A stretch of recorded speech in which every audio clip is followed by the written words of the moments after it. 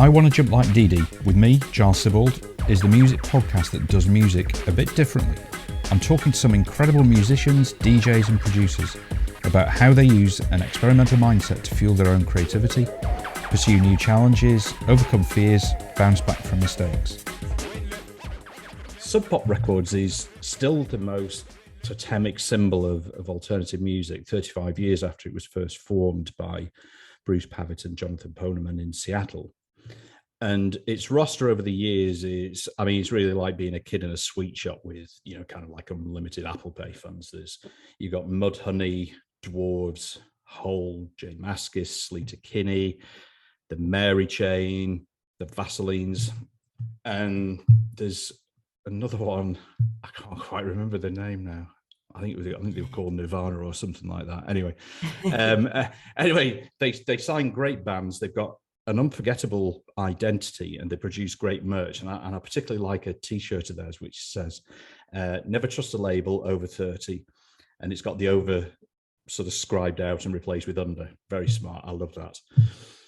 It'd be fair to say that the label and its employees have had the fair share of public tumult, particularly in the earlier days, all of which has been lived by my guest today, who started as an intern back in September in '89, has been the CEO since 2016. So anyway, in time-honored tradition, it's time for me to shut up with my own sort of bleating and create a lexicon of podcast nonsense with my guest, Megan Jasper. Megan, welcome, and thanks so much for coming on. Thanks so much for having me. I've been looking forward to it, and I'm super grateful. Oh, not at all, not at all. Now, I mentioned this sort of lexicon of podcast nonsense. Now, I'm sure you've told this story a long time. Before we really get into it, I'd just love you, if you wouldn't mind, to tell that story about the lexicon of grunge sort of back in the day, because I think it's just a fabulous story. Well, it started out pretty innocently because I was just at work and drinking a lot of coffee, and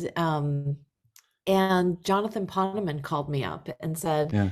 "Hey, I just got a call from the New York Times, and they're doing a huge piece on Seattle." At the time, the Marc Jacobs grunge line had just come out, and so Marc Jacobs, who was a relatively new fashion designer at the time, had all of his runways on the all of his models on the runway wearing plaid and big boots and just sort of like grungy clothing.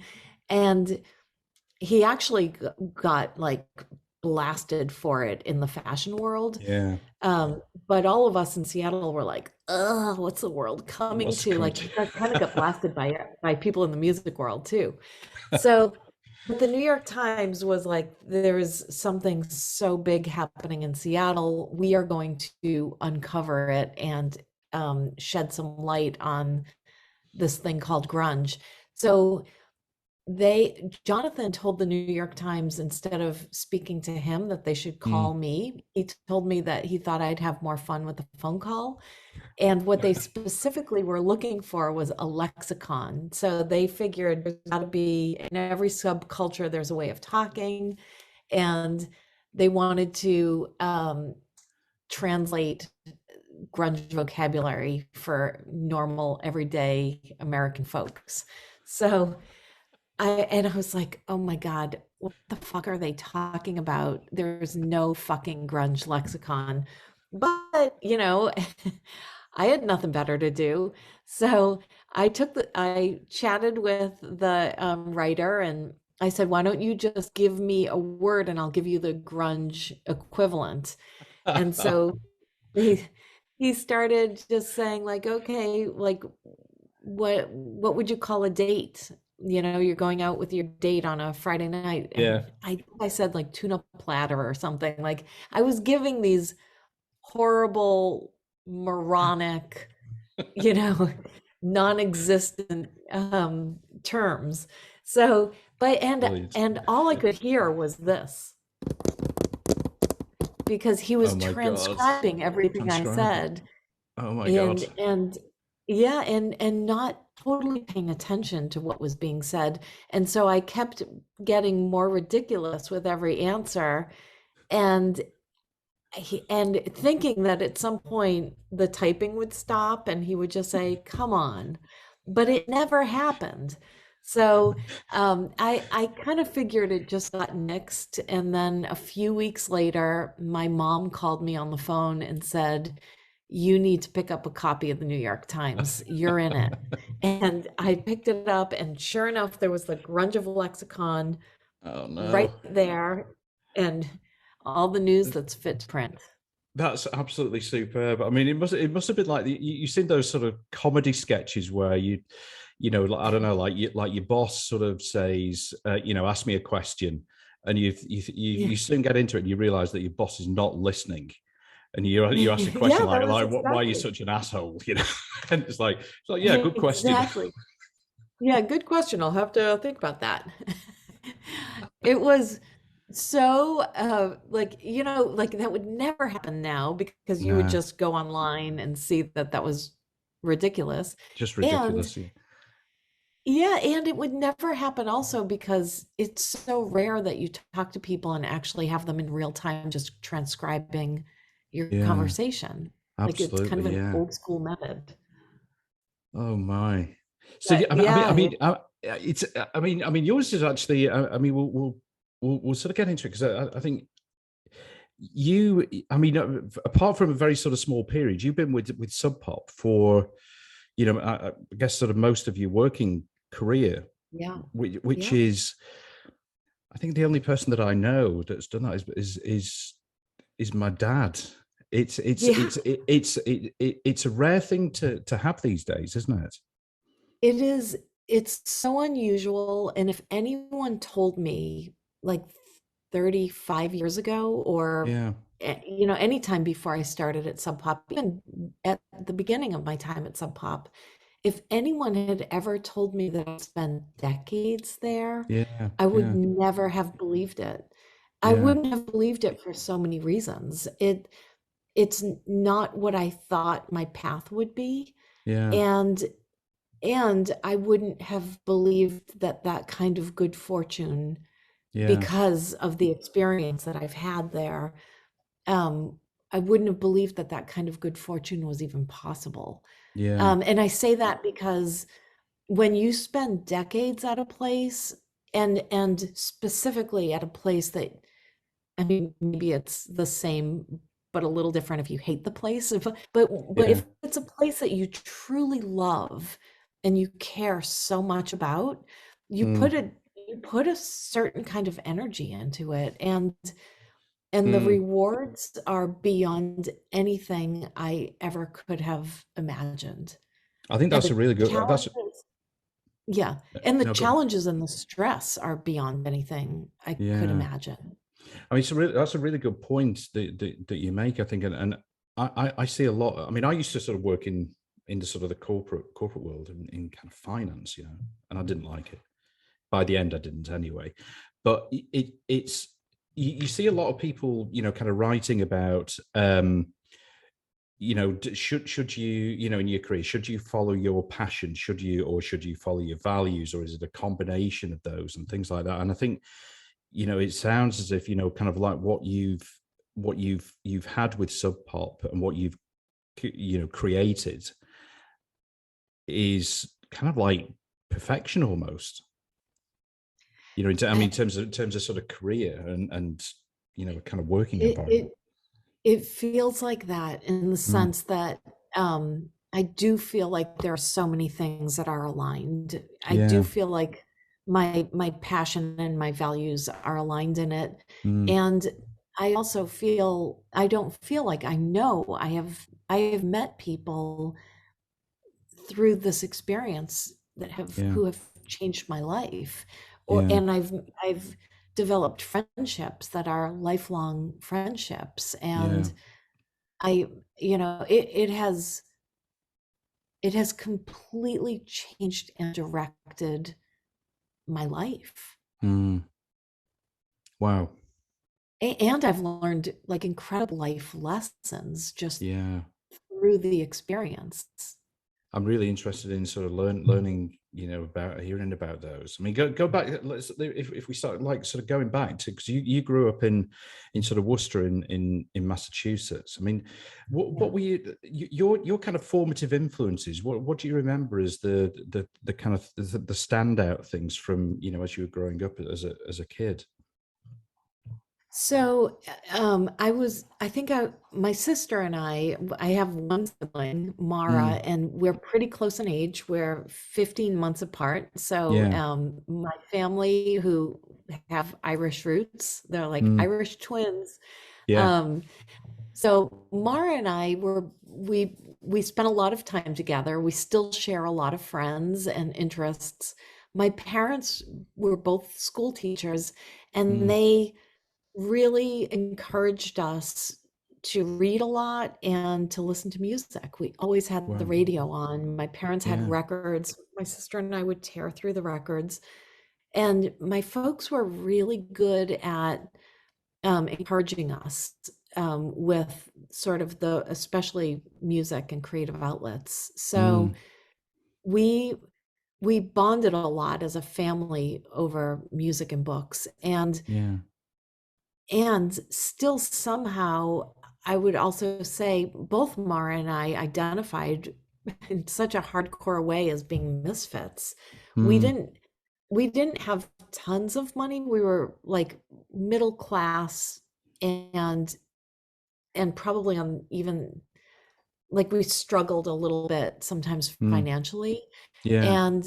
And so we didn't have super nice brand new clothing. We always had like irregulars or Mm, yeah. like we if Mara outgrew stuff, I got it. If my grandmother sometimes would give us some of her clothes. So we Yeah. didn't look like all the kids. We didn't dress like all the kids.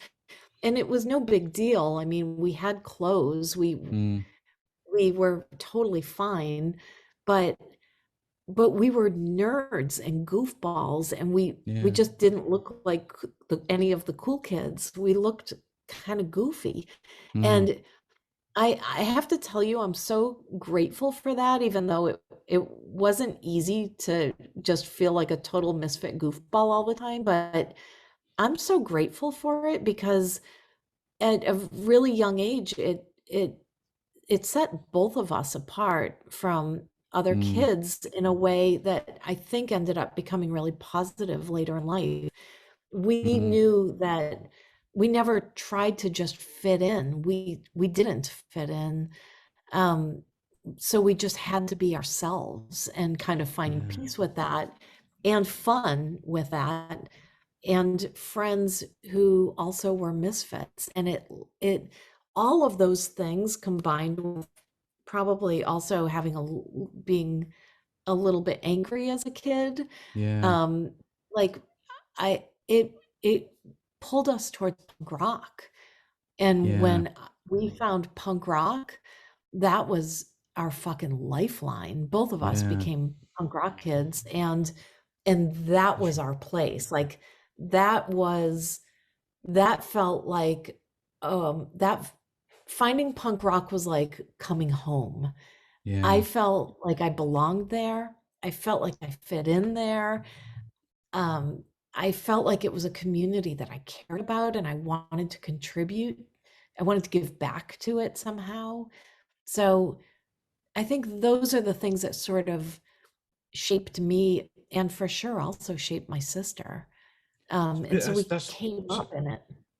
that's really I find it like fascinating because I've been doing a lot of sort of thinking back to to my own childhood, what I remember, and it's weird, isn't it, how you remember sort of Yeah.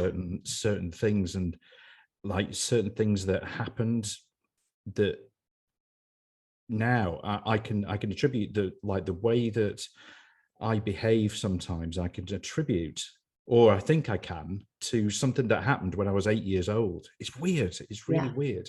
But I had to, say for example, me, I was, I'm an only child, and music was in my family, like more from my dad. He's sort of classically trained. He was a really good. He sung in a choir. He's a very good, kind of bass singer. He was great. Wow. But sort of pushed me into music a little bit in terms of he encouraged me to play the cello when I was a kid. So I was sort of classically Oh, trained, I love and I did cello. really well at it. I did really well at it. I didn't. Wow. I wanted to fit in. So I just, I was a really shy kid, and I didn't want to kind of stand out, or so I kind of wanted to just to sort of blend in and things like that. But this is one of the pieces. So I was playing classical music, but I was when I first heard the song that changed my life was Judy is a Punk, the Oh, Ramones. wow.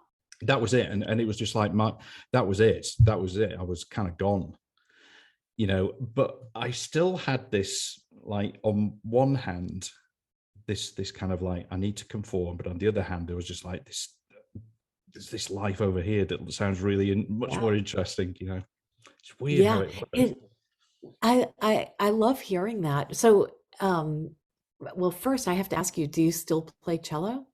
No, I gave it up. Oh, I gave it up when I was, I think, 16 or 17, and yeah. I didn't pick it up for probably over 30 years.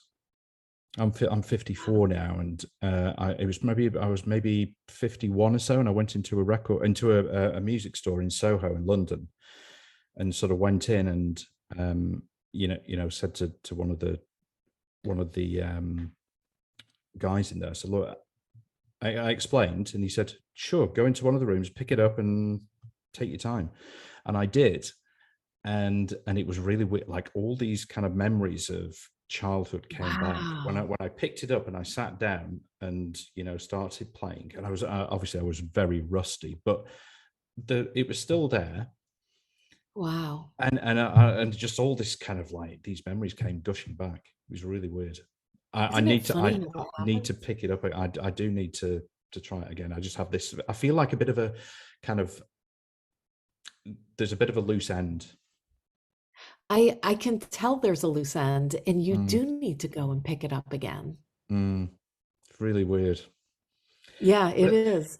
And oh, I have to tell anyway, you, no, go on. Yeah. you when you were talking about the Ramones, it also reminded me. So your Ramones was my Buzzcocks. Ah, So yeah. I was listening to, um, I had been listening to like lots of Beatles songs, and Mm, um, I loved oldies when I was a kid, mm, and I loved a lot of pop songs. But all of a sudden, I heard the Buzzcocks, and that was the first band, like, that was the one that just pulled yeah. me in. I was hook, line, and sinker. Yeah. And that was my first, after buying, that was my first punk record that I bought, was Singles Going Steady. Oh, incredible. Yeah. Absolutely magnificent. So good. What do I get is Oh, I think it's probably my favorite of theirs. It's an amazing song. Yeah. and their songs hold up so well. Decade So, later, they are yeah, just as fucking great now as they were then. absolutely right. Absolutely. Okay, so you're a kind of misfit in your sort of hometown. So you, I guess, yeah, that kind of gravitating towards, sort of like-minded people was a kind of natural thing to do, to kind of find your people almost. It was, because I also was kind of a shy kid, Mm, and it's not that I didn't want to fit in. mm, I did. I just couldn't. yeah. And it wasn't a natural fit, like what was normal. And I don't even know that I could explain why. It's Mm, just I knew I was sort of an outcast, and and I mean, it didn't ruin my days or anything, but like mm, when you don't dress like everyone else and you don't look cool, yeah. you get picked on. Yeah. So I did get picked on. I realized I had a thicker skin than Mm, I ever knew, because it never destroyed me. But becoming a punk, it's like, if you're going to get picked on, you may as well feel real good about yourself. And I yeah. felt Yeah. so much better about myself once I was in that world. And I kind of felt tougher, because I looked tougher. Yeah. So I think that helped me. Did that sort of build up some resilience for you that sort of helped in, in kind of later life through, obviously, with where you are now, it's a, it's a tough business. It's a tough position to hold that you have now. Yeah, and I realized, like, I would never have realized this at all at the time, but Mm, as I've gotten older, I realize it gave me a lot of resilience, especially being a woman.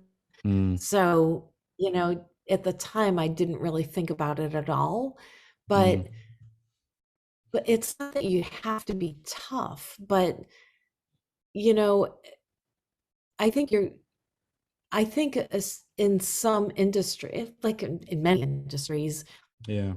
there are moments when you have to try harder, you have to do better, you have to navigate things more like carefully. Yeah. And I think all of that helped me figure out my way. Mm, Um, but at the time, honestly, wasn't thinking about that at all. I just was trying to keep my head down and do my thing yeah. and have fun. My parents encouraged us until we started looking the part of the punk rock. So Okay. as soon as Yeah. we started looking like flaming ass weirdos, Yeah. um, my parents were like, "Oh, this is not good." They didn't Yeah. love the music. They were worried about us because we looked odd. Mm, Um, they were, I think, kind of embarrassed and worried. mm, Um, and and we were teenagers at that point, so we're also naturally kind of just going sideways. yeah. Um, Yeah. but so they were really encouraging before that, and I would say even after, once we got a little bit older, Mm, they totally came around mm, and really appreciated that we both, my sister and I, chose creative paths. My sister is a visual artist and right now a professor, yeah. working in an art department, Mm, and and still loves music, and I went full on into music. yeah. So they came around, but they were worried. They were like, "What the fuck is happening to our kids right now?" Our home, as good as it was in some ways, was challenging in other ways. My Mm, dad battled addiction issues, and so mm, mm, we had real things at home to rebel against, and yeah. we had anger because of it. So, Mm, mm, um, you know, I mean, I remember appreciating the fact that the way I looked brought them some discomfort. So, yeah. That's great. That's it's, great. yeah, Isn't it's it? a Because way that I was able to like have some power in that moment yeah. and affect them in some way, like the only way I knew how to as a teenage kid. I mean, I think that that sort of independence of mind, and being able to, when you sort of feel empowered that you can think and act for yourself Yeah. I mean, that's kind of really potent, isn't it? I mean, that's kind of like such a positive Yeah. thing to have, at that Yeah, time. it is. And I think when we're young, I mean, in life, I think anytime you try something new, you're going to be clumsy at it for a while. Mm, And I think for sure when I was a teenager and I was trying to just express myself, for sure I did it in a million clumsy ways, yeah. um but it is so important to try, and it is so important to learn your power and to own it and to try to figure out, always in life, like how do we use it in ways that can create a positive impact on our lives and Mm. hopefully on other people's lives and on the communities that we're a part of. So the like the early days when you joined Sub Pop, I mean how did you kind of adapt to that, and how did you sort of handle that, sort of going into, I presume, your sort of first sort of job. How did that Yeah. all go? It was funny because, well, I met Bruce and John when I was on tour with Dinosaur Jr. The Yeah.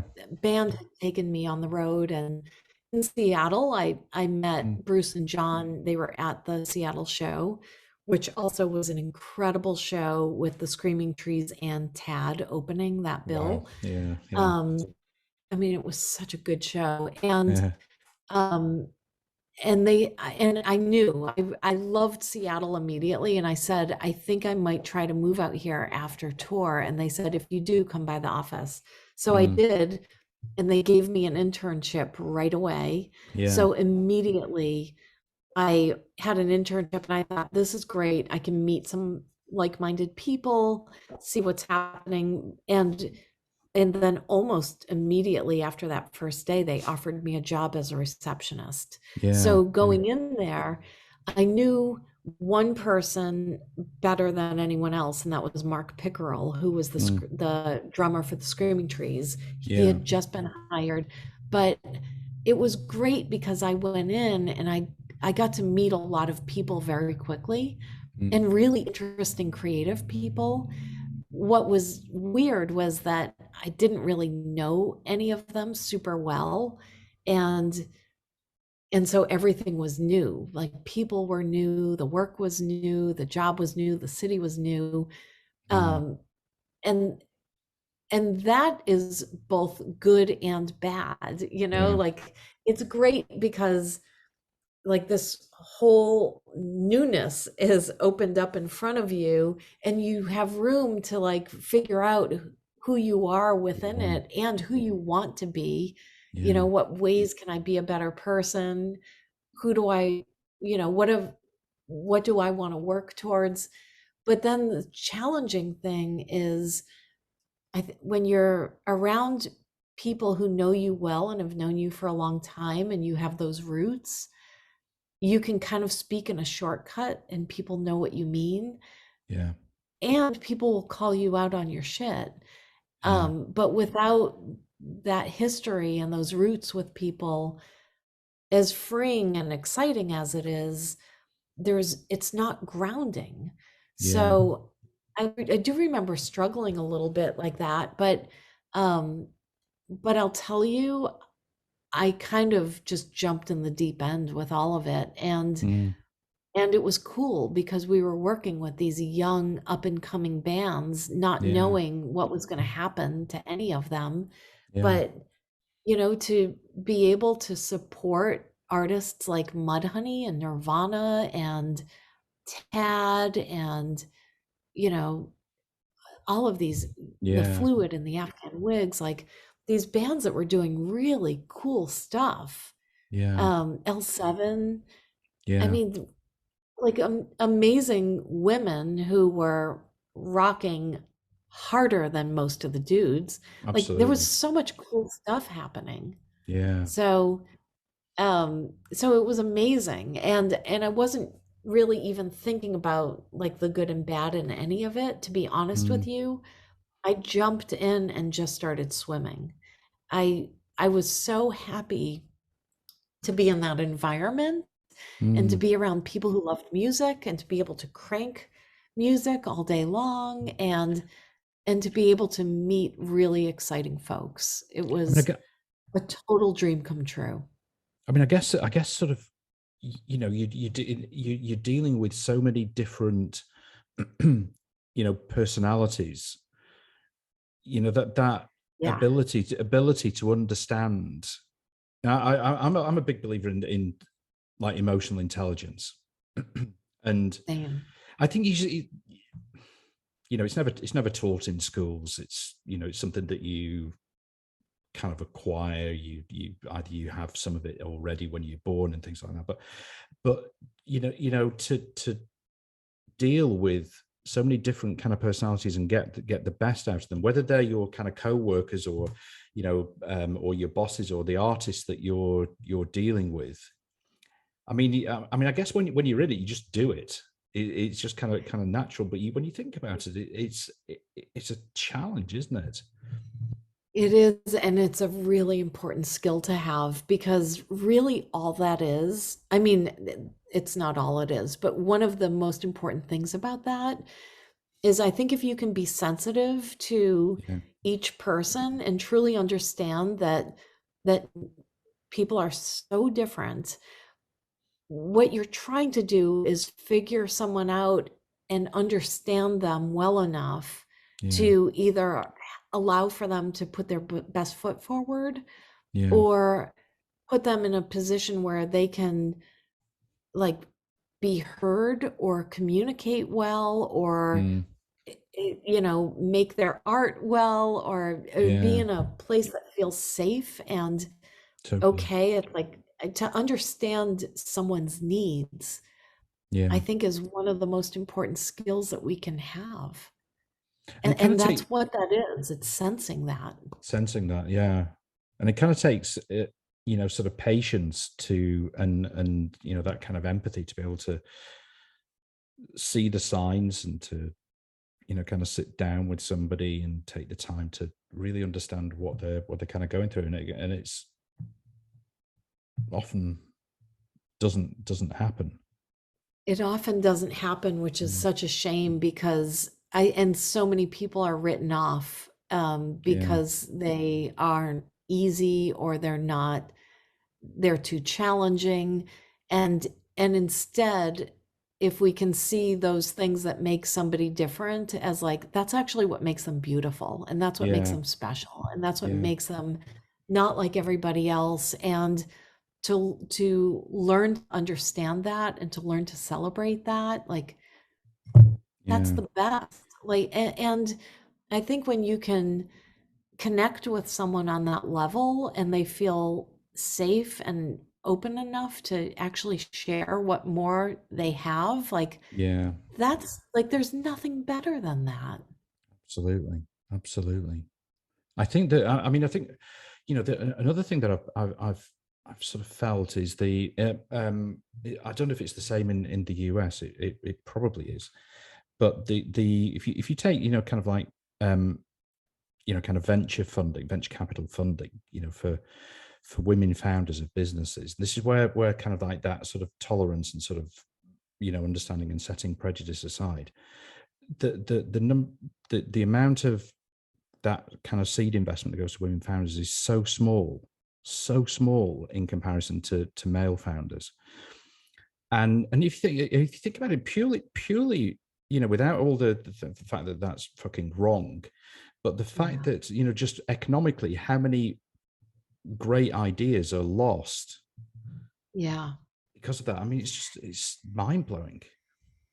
Yeah, it really is. It's so nuts. And yeah, and to like the yeah, it's nuts to Yeah, not we could get invest into in we that. could get into a lot I of stuff know, on it's that. like my brain is like, I know, I know. it can, because there's so much to dig into, and it's that very thing that it stunts us as people, Yeah, as a group of people, as a collective, as communities.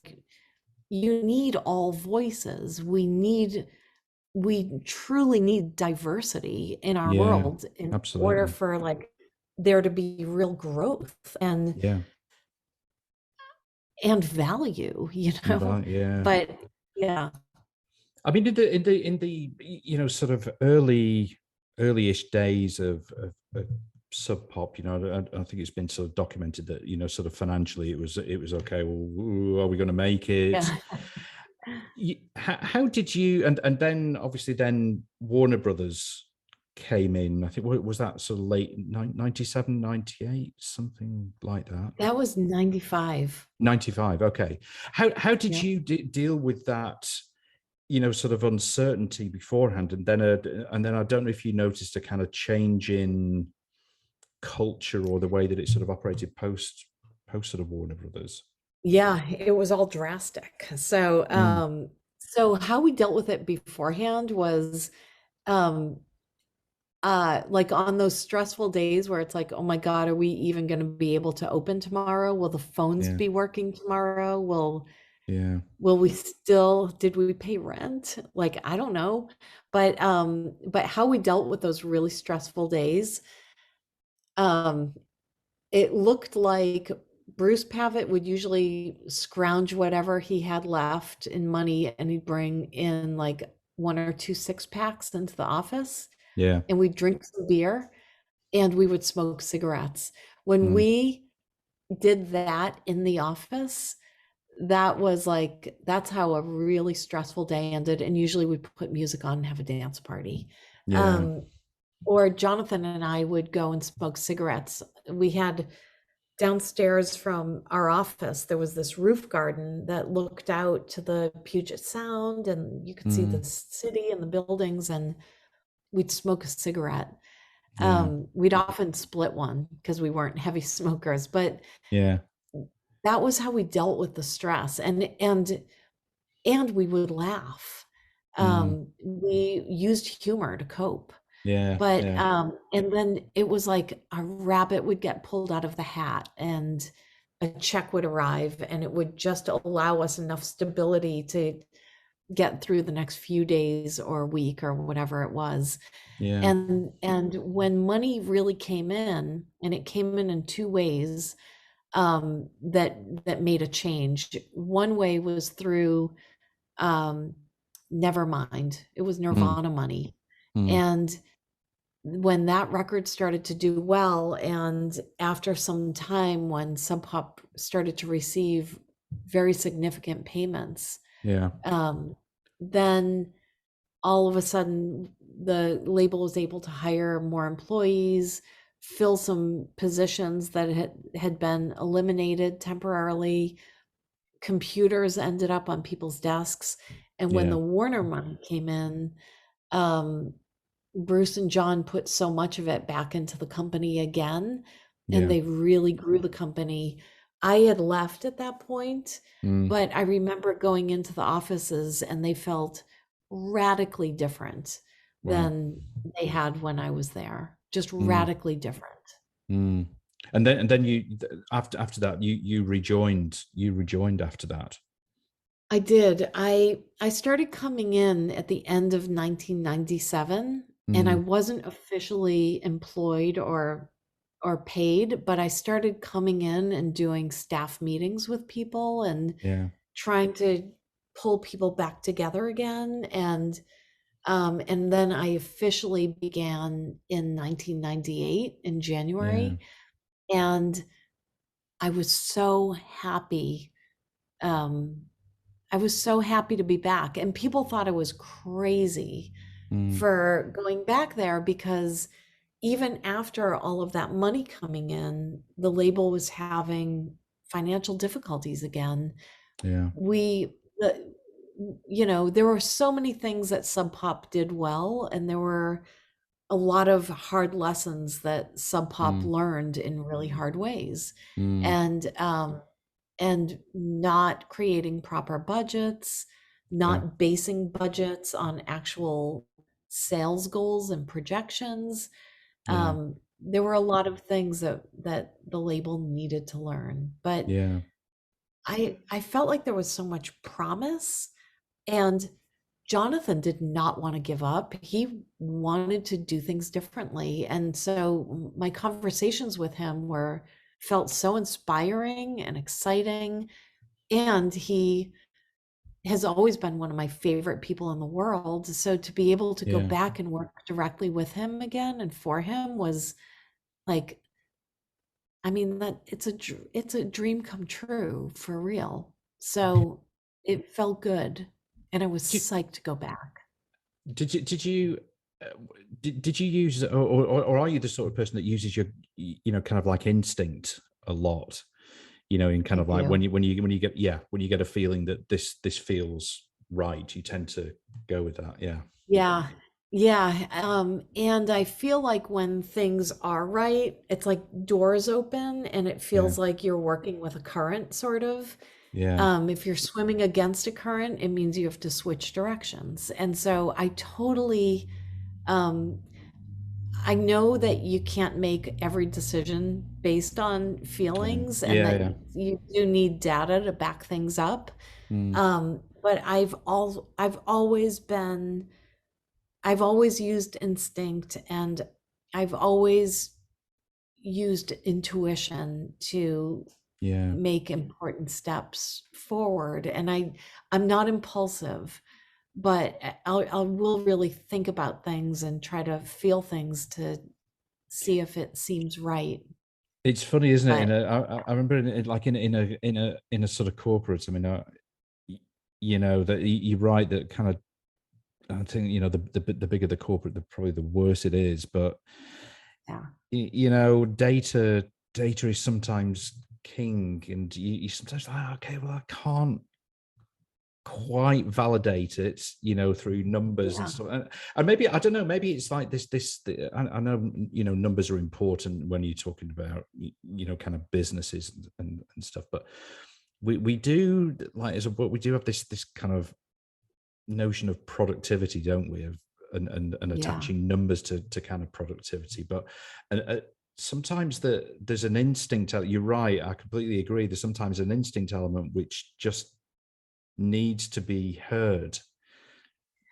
Yes, and sometimes it leads to something that you could never have imagined. Yeah, So, and it may even lead to what feels like an immediate loss at first. yeah, You know, like maybe the thing that you thought you were betting on doesn't work, mm, but then a weird door opens and there is something so beyond what you could have fathomed, yeah. and then you realize like that felt like it was a path, I guess you you're also know? relying on sort of trust as well, aren't you? You know, that you know, amongst your kind of team, you know, somebody comes to you and they having that trust in them that, okay, this this sounds right. You know, it's Yeah. that's kind of a big thing. And also from an employee perspective, that, you know, knowing that you have trust in them, I mean, it's incredibly empowering to have that feeling. It really is, because if something doesn't feel right, it's Yeah. just not. It's not No. right. And if something totally feels right, Yeah. you have to check it and double check it a bit before you Yes. jump Yeah. in. Um, but that feels exciting. And there are ways to kind of move slowly in that direction to make sure that it not just does feel right, but that it is right. Yeah. You know, you can take your time with it. You don't have to always jump into the deep end. You can Yeah. dip your toe in a bit and test it.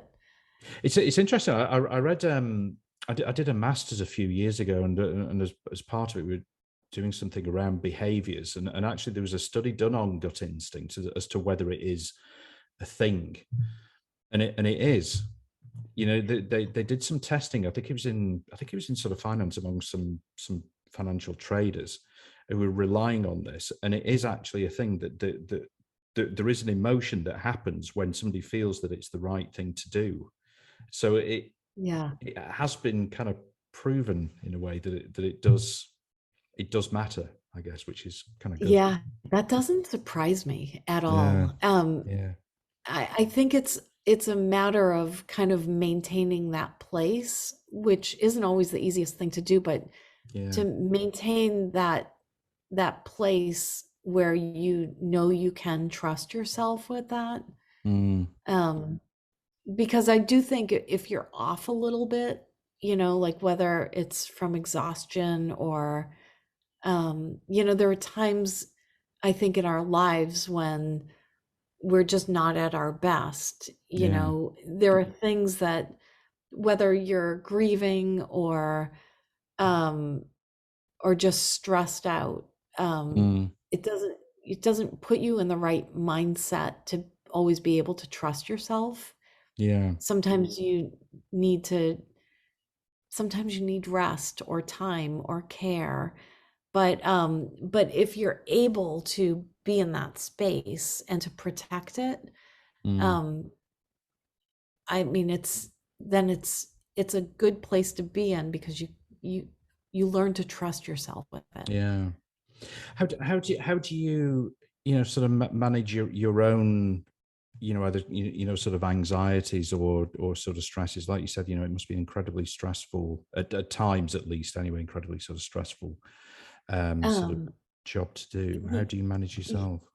you know, I realized, like someone told me once that I was a disciplined person, and I never thought about that, but I Yeah, realized afterwards that I am a super disciplined person. I just didn't think about it. yeah, So I actually meditate, and mm, that's helpful for me, but also exercise.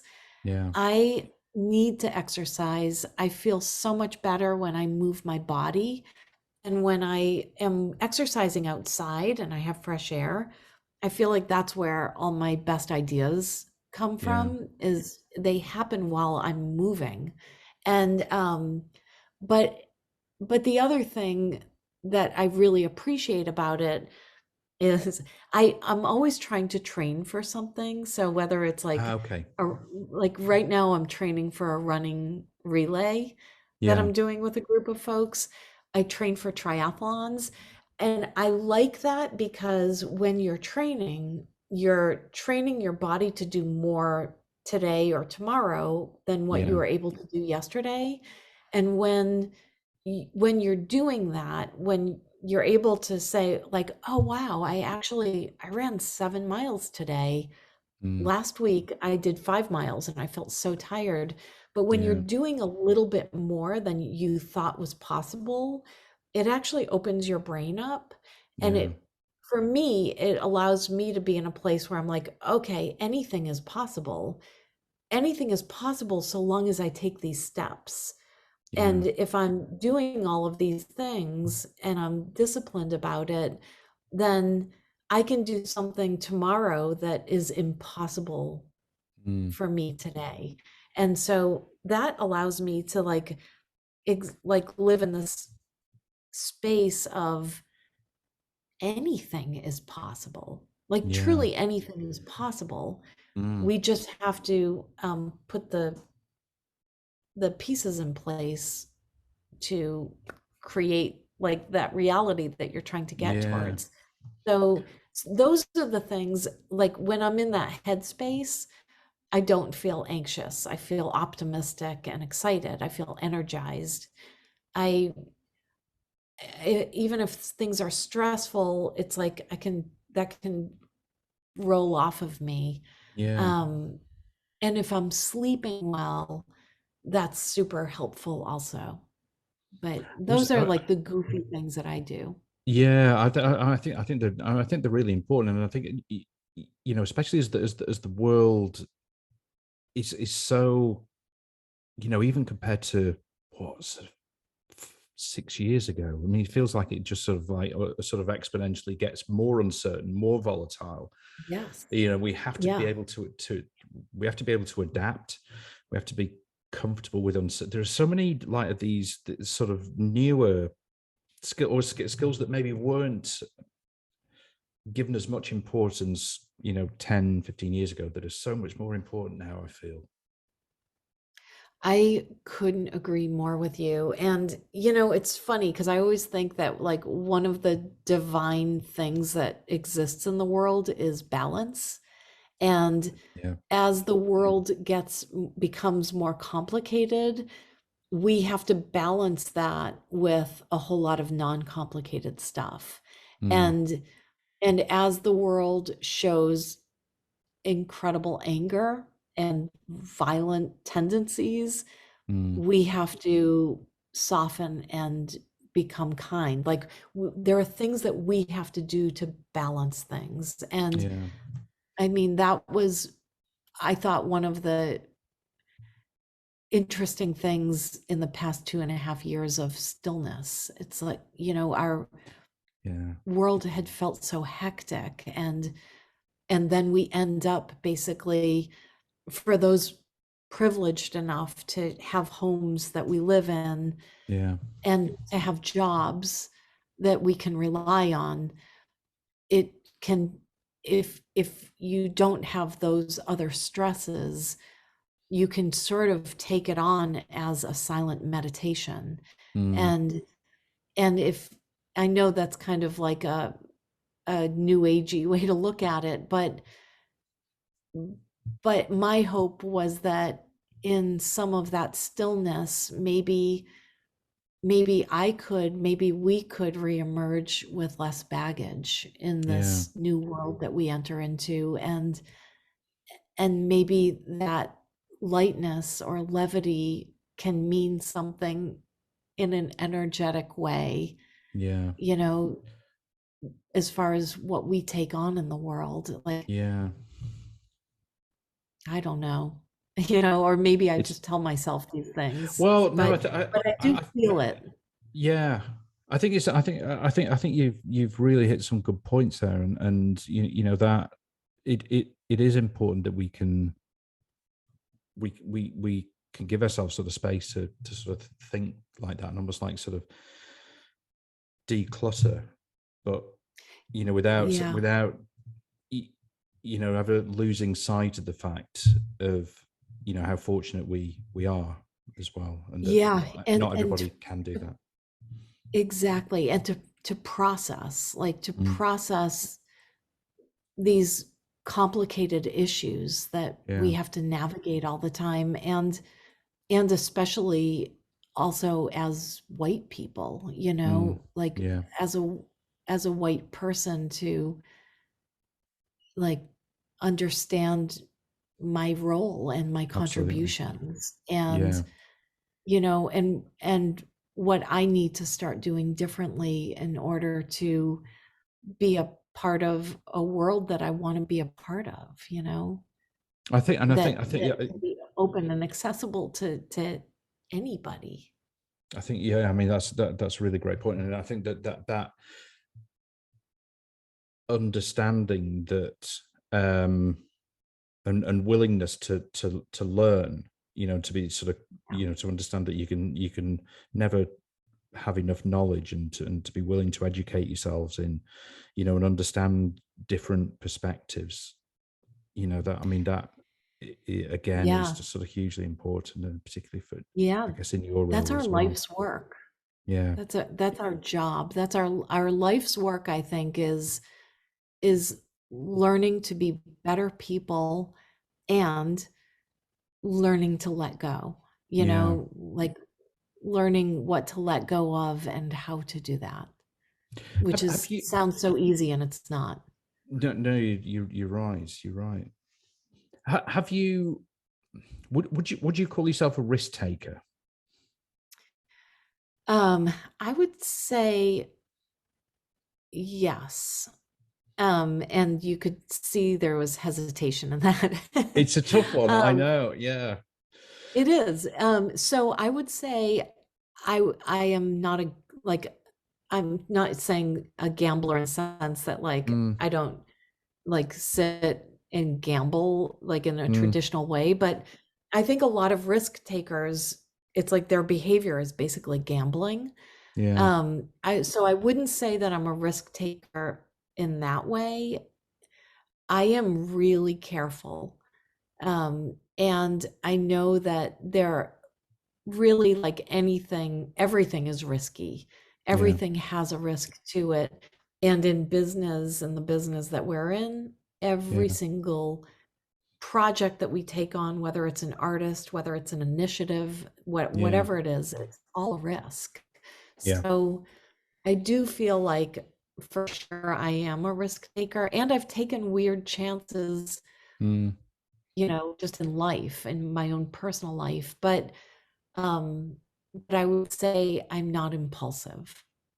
It's interesting that it's been really interesting listening to responses to that over the time I've been doing this sort of podcast. And a lot of sort of musicians and artists absolutely, yeah, I'm a risk taker. If I don't take risks, then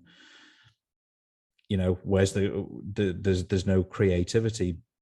And I'm that's why I'm really interested in your perspective on it, because you have a different set of responsibilities in your Yeah. working life, to kind of taking risk. You're responsible for a whole lot of different things than perhaps the artists are in their own right. Yes, without risk, there is no growth. Yeah.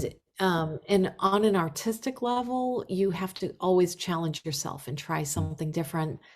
But it's funny, I was talking about this with a friend last weekend while we were walking, and this is like risk on a different, it's not artistic risk, it's personal risk. But Yeah. I was saying, as I get older, it's interesting the things that I am moved by, and how and and it's interesting that I'm moved in different ways about some of the same things. Like, Yeah. I remember like going to like someone's wedding when I was in my 20s, and it was so beautiful to me, like this thought that these people had found one another. Yeah. And that's what was moving to me, is that these two funny, odd individuals like totally found perfect harmony with each other. And now when I like go to a wedding, I'm so moved, but in such a different way. There Yeah. is total beauty to people finding one another. But now the thing that moves me the most is the fact that they are on this threshold where they are willing to take this risk because they Yeah. don't know whether it's going to work or not work. But unless they do this thing and try it together, they never know. And there's Interesting. Yeah. such incredible like beauty to the fact that they're willing to jump into this together. And now in my 50s, that's what moves me the most, is knowing that they're going to jump into this world together, whatever age they are, and Yeah. they're going to navigate like the hardest shit they could never have imagined, the Yeah. most Yeah. beautiful stuff they could never have imagined, and then a whole lot of other stuff in between. And but it's the fact that they're willing to take the risk that I find incredibly powerful and Powerful. poignant. Yeah. So yeah, like that's the risk on a personal level. I love that. That's just such a great kind of example of how our perspectives shift. Over whether it's through the passage of time, through Yeah. experience, living through things yourself, and what kind of increases or decreases in importance in how you kind of judge something, or how how emotionally you kind of view something. I think that's a Yeah. really great example. Yeah, we can experience the same thing and experience it so differently as Yeah. we carry on in life. Yeah. I mean, It's like I've a really, no, go on. oh, it's like a Leonard Cohen song. It's like you can hear that song when you're in your like whatever song, like almost any song he's written, but you can Yeah. hear it in your 20s and like love it and like fall over in its poetry. And then you can hear it in your 30s or 40s or 50s, and you hear different things in different ways. And it's one of the reasons I love Leonard Cohen so much, is that Yeah. I experience his songs differently as I get older. As you get older, well, I mean, that's incredible. That really is. It's, I mean, and again, such a kind of like a sort of iconic artist, and I think that, the fact that people can sort of create music that means something to different people, and it means something to the same person, that it means different things to the same person at different stages of their life. I mean, that's Yeah. just one of the beauties, isn't it? It's that it's just like this sort of evolving kind of thing. Yeah, and it's so long as we continue to grow, then we get to have these different experiences with the exact same things. Yeah. Terrific. Thank you so much, Megan. That's been amazing. Oh, thank you so much. I love chatting with you. And I have to tell you, when you emailed and reached out and kind of just talked about some of the things that you like to explore, I Yeah. just got so excited. I could feel my brain lighting up, Oh, amazing. um, Yeah.